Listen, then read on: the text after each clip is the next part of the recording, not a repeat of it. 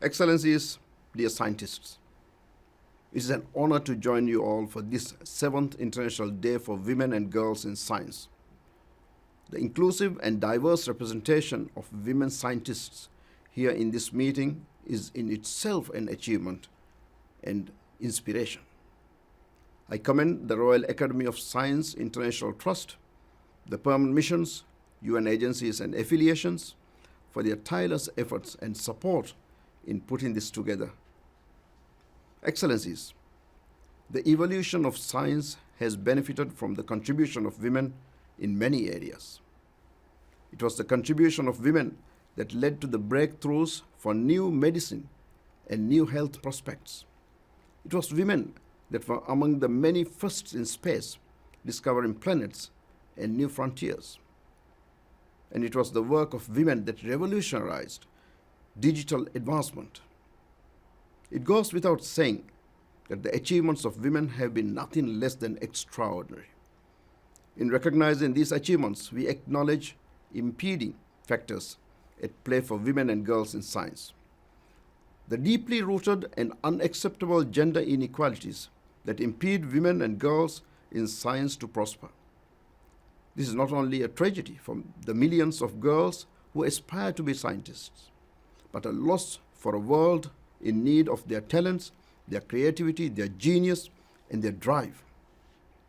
Which is why we are here today, to promote the engagement of women and girls in science, to spotlight the barriers of gender inequality that discourage women and girls to freely pursue their goals and ambitions, including the fields of science.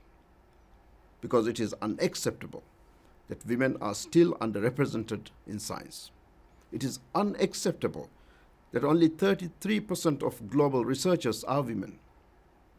That, despite their breakthroughs to date, only 23 of the 631 Nobel Prizes in science have gone to women.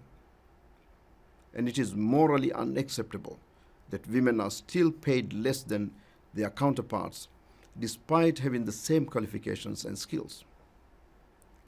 As a global citizen, I am embarrassed that this continues to form part of society.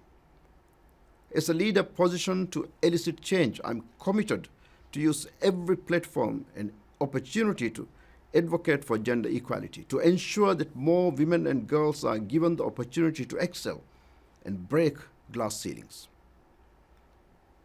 Excellencies, the selection of today's theme, equity, diversity, and inclusion, Water Unites Us, is timely and fitting.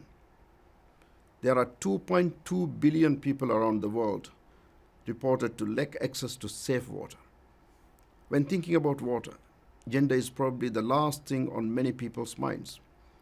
In many developing countries, women are the de facto water decision makers in households. And it's a fact that the entire chain of water management, whether it is technology choices, decision making, implementation, benefits, and risks, are all gendered. As the world's population grows and climate change intensifies water scarcity, women are key to providing many sustainable access to this fine resource. Coming from a small island state, I know too well the severity of a water crisis. The challenges of brackish and unsafe drinking water brought on by the effects of climate change are real and life-threatening. Engaging more women and girls in science can help multiply breakthroughs and alleviate water scarcity.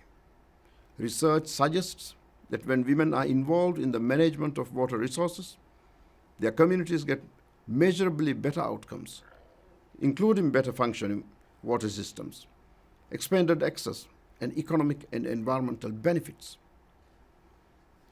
Excellencies, as we celebrate women and girls in science, let us recognize those women and girls who are working to address water-related challenges, from ensuring safe drinking water to providing proper sanitation to addressing issues of water around agriculture or climate change. And let us ensure that every woman and girl has the opportunity to learn and excel in the fields of science. We need more minds working on our common problems, not fewer. Education is integral to this. By putting in place the right systems and institutions, by ensuring that they are open and accessible, we empower women and girls. For a young girl who aspires to search for signs of water on the moons of Jupiter, or who aims to explore the depths of the ocean, or who is committed to solving community water shortages, education can take a daydream and turn it into an ambition. Education allows young women and girls the chance to help shape our shared goals for a greener and a bluer future, including around SDG 6 for clean water and sanitation. As President of the General Assembly, I'm committed to supporting women and girls in any way, including in providing pathways for women and girls who aspire for a career in science, who aspire to follow in the footsteps of many, many successful women scientists. Excellencies, improving education and in turn the engagement of women and girls in science is a collective responsibility, one that urges national governments, the international community, and key stakeholders to mobilize a whole of society approach for inclusion and equal learning spaces. Let us work together to ensure more women and girls are given the opportunity to innovate, invent, and inspire in the fields of science. To world leaders, the international community, civil society, and the private sector, I call on each of you to raise your commitments and support on this front. To women scientists and aspiring girls in science, keep doing what you are doing. Keep breaking grounds for others to follow. Keep pursuing your goals and dreams. And as you do, rest assured, I will keep doing all I can to ensure women and girls in science can thrive freely and equally. I wish you all a productive and successful discussion. Thank you.